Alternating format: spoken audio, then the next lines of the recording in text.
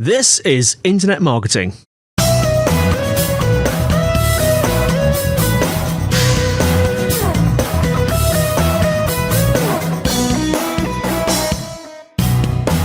Brought to you by Site Visibility at sitevisibility.co.uk. This is Internet Marketing.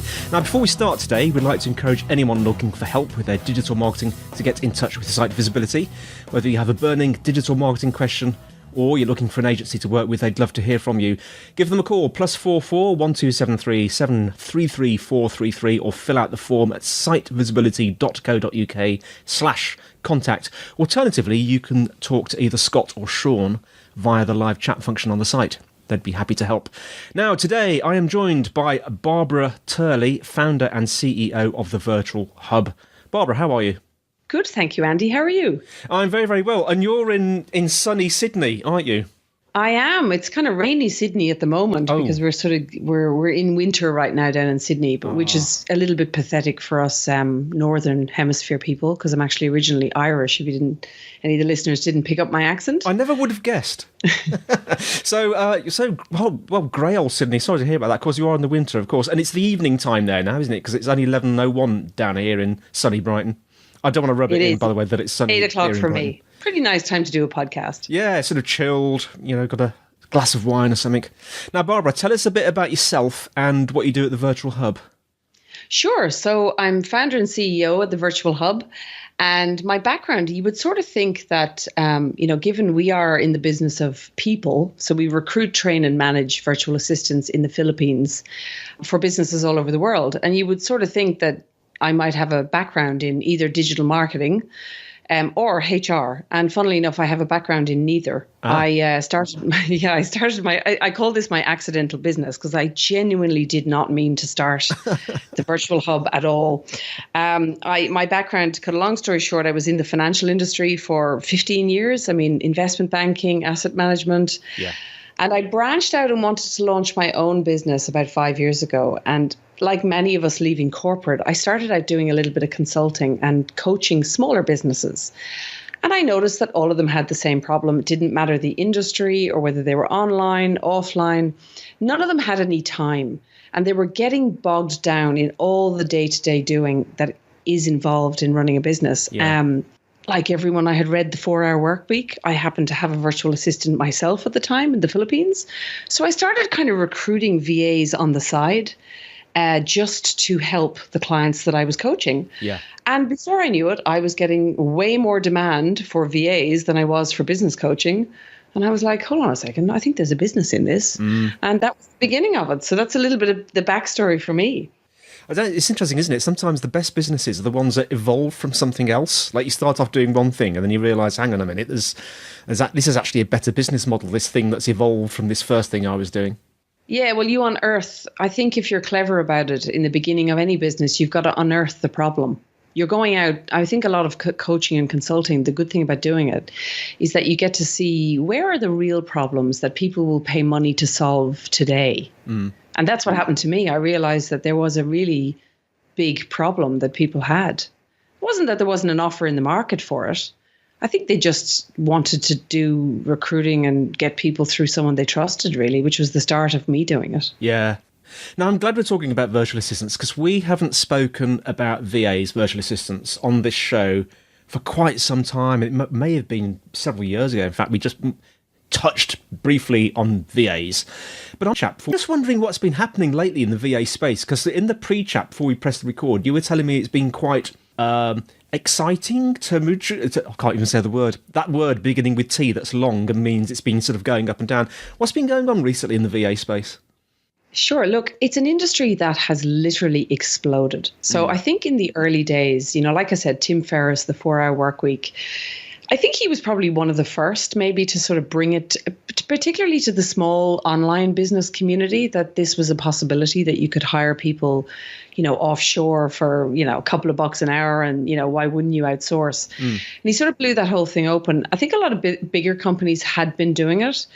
But after that, probably in the last 10 to 15 years, 10 years mainly, it has absolutely exploded. So countries like the Philippines, for example, which is predominantly where I specialize in, The entire country has been almost transformed by the outsourcing industry because people have been given these massive careers. Yeah. But obviously what comes with that, it's great in one way because so many businesses benefited.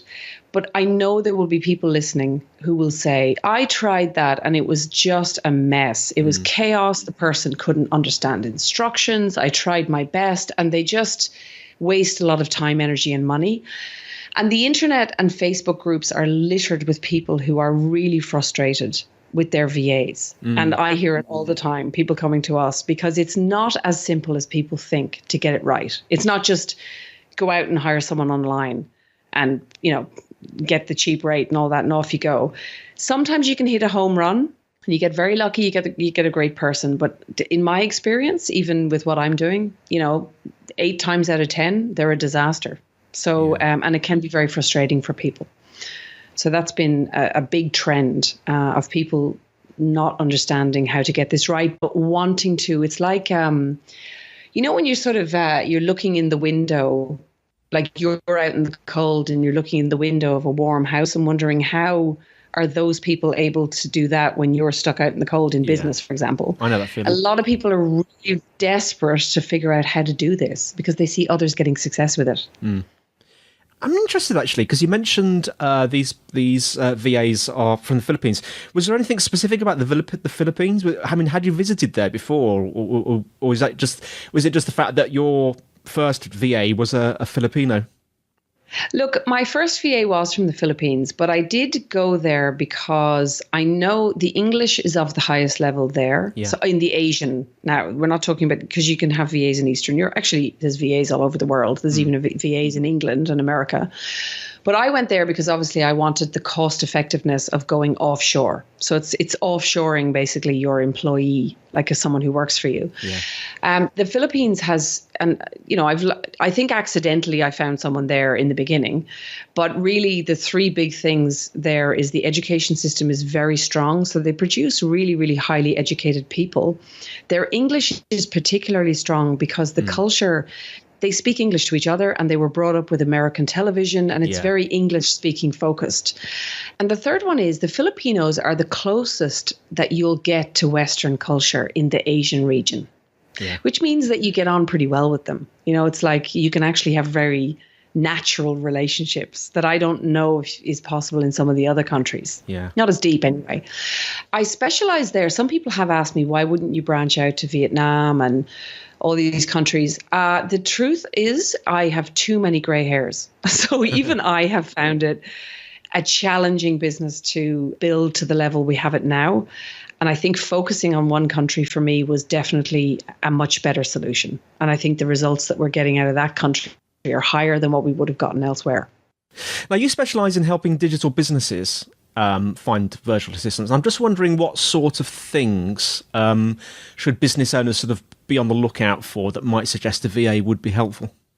Great question. So digital businesses, as you and a lot of these listeners will know, there is so much grunt work that needs to be done to maintain a good digital presence. Like we can all whack up a few social media posts, but really, if you want to take digital and your digital presence for your business seriously, there is so much work on the to-do list in order just to keep the engine of digital running, let alone strategy. Yeah. So even just simple things like, keyword research, like finding proper keywords, optimizing blog posts correctly for Google search, getting them up on your blog, looking Google friendly with the right images and the alt text and all this sort of stuff. Creating your social media content calendar, like keeping that train moving so that your presence is continual. YouTube is a whole other game as well. So those are just some of the areas. So if you're in business and you find yourself really frustrated because that you can't be more strategic because you're getting bogged down in all the day-to-day doing, even if that's just managing your own calendar and booking people in for podcasts, for example, or meetings or whatever, then a virtual assistant is really, it's a very cost-effective way to get yourself out of that grunt work so that you can create the space, time, and energy to actually be more strategic and grow the business. Or get your lifestyle business, because some people just want a lifestyle business, actually have a lifestyle and not just be working all the time. Now, if we were going to sort of simplify this as much as possible and boil it down into some simple steps, Barbara, what would they be? Sure. So I always I've got 3 very simple steps. And of course, I like to start with the simple, and then the devil is in the detail. But really, it does boil down to these 3 steps. If you want to be successful using virtual assistants in countries like the Philippines, the first step, or actually any country, to be honest, but the first step is a lot of people are not yet clear on what tasks either a VA can do for them or what tasks that they need to delegate. Yeah. Now, that sounds extraordinarily simple. Again, to sit down and create your task list and your project list is really, really important. Step 2, you have to be really focused on systems and processes. And you really want to nail systemizing your business, even if you're just a solopreneur. Right? It's very important for you if you want to have entrepreneurial freedom and or you want to build a scalable business that, you could one day, for example, an asset. And step 3, communication. I mean, how many marriages and business partnerships are just, fail because of lack of communication? Learning to communicate more effectively as a leader and between your team and to keep the communication flow going, highly important to get right. Yeah. So those 3 steps: clarity, systemize, communicate. I'm glad you mentioned systems because I'm an absolute stickler for systems, being you can imagine what I'm like being a software developer. Yeah. Is this a common sort of omission that people, do you see this happen a lot where people haven't really got their systems nailed down and they try and get a VA in it? What sort of things go wrong when you skip that step? All the time. So where I'll start with this is not only is it going to go wrong with a VA, but you also are going to struggle to build a business that anyone is ever going to want to buy from you. Now, some people will say, but I don't want to sell this business ever. And I would argue that you should be building something that could be sold one day, even if you never intend to, because it'll give you entrepreneurial freedom and it is an asset that's worth money, right? Yeah. So you do need to be a stickler for systems and processes, because it means that someone gave me a tip a few years ago, another business coach, and he said, systems run your business, people run your systems. Now, that's how you build a business that you don't do anything, but you don't lose any control either. So you still have your stamp on it. Now, when it comes to virtual assistants in particular, if you're delegating, at the end of the day, they are an assistant. They're not a strategist. They're not a business coach. They're not your idea factory. They are an assistant who's there to help you to take the load off your day-to-day operational business stuff. In order for you not to get frustrated and for them not to be constantly making mistakes and you putting out fires all day, answering questions and all this stuff, you want to lay out, well, what is the task? And what are the step-by-steps that go into how you like that task to be done for your specific business? And then you want to train somebody in your processes. And that's how you can delegate really, really effectively, because you can hand over that task and that process to a person.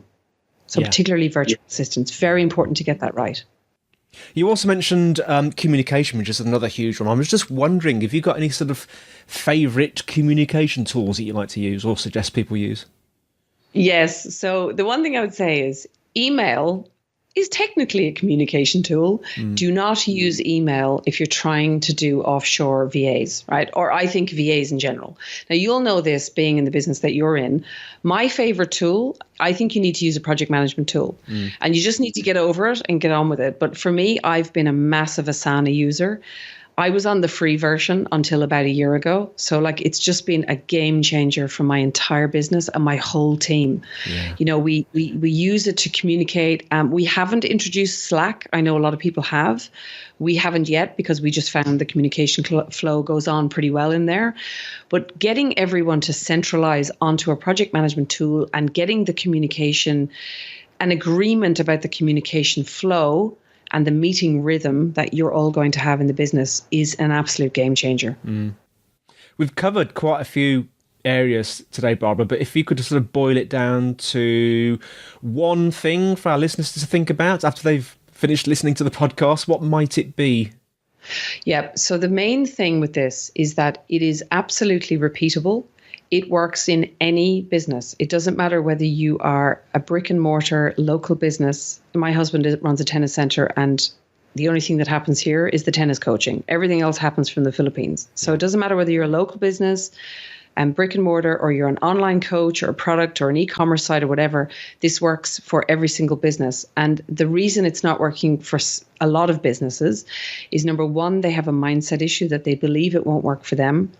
Number two, they sort of treat it like if they don't get the results in the first month or two, they ditch it, or they keep churning through VAs and blaming the VAs, which could be a problem. So recruitment is another issue. But you've got to, the time that you invest in your people pays the biggest dividends later, but you have to allow it time. So you've got to invest the time in learning how to delegate effectively and get results from your delegation. And that takes a little bit of time. Yeah. So it's worth investing in it. So basically, don't chop and change. Just give them a chance to bed in before you sort of swap to another VA. Well, so people would say, hire slow, fire fast. I do agree with that. But at the same time, some people forget that you probably want to look at your process first, because you may have holes in your process, or you may not have a process. Yeah. And then what you're finding is if you find that you're churning through VAs all the time, maybe it's time to look the other way and look in the mirror, because it could be actually your leadership style, the way you're running your business, your processes. And it might be worth looking there first and just seeing what can you improve there. Well, Barbara, thanks so much for coming on the show. Some really great tips there. How can our listeners find out more about you and the Virtual Hub? Sure. So if you go to obviously thevirtualhub.com, we've got a very extensive blog there. I've also got a podcast called The Virtual Success Show, where I break down, I've got a co-host on there, and we talk about all of these issues in depth. So we've got a show for everything basically there. So you can learn a lot over there. Or if you want to connect with me personally, LinkedIn, I'm pretty good on LinkedIn, connecting with people over there if you want to chat with me personally. Barbara, thank you very much indeed. And thanks for listening, our listeners. Show notes at the usual place, sitevisibility.co.uk/IM podcast. If you're enjoying the show, please leave a review. If you want to suggest things, topics for future discussion, or you've got questions, the email is podcast@sitevisibility.co.uk. You can tweet at sitevisibility. We have a site visibility group on LinkedIn. That's all from me, Andy, and it's all from Barbara. Thanks, Andy. Thanks, everyone. And we'll see you next time on Internet Marketing.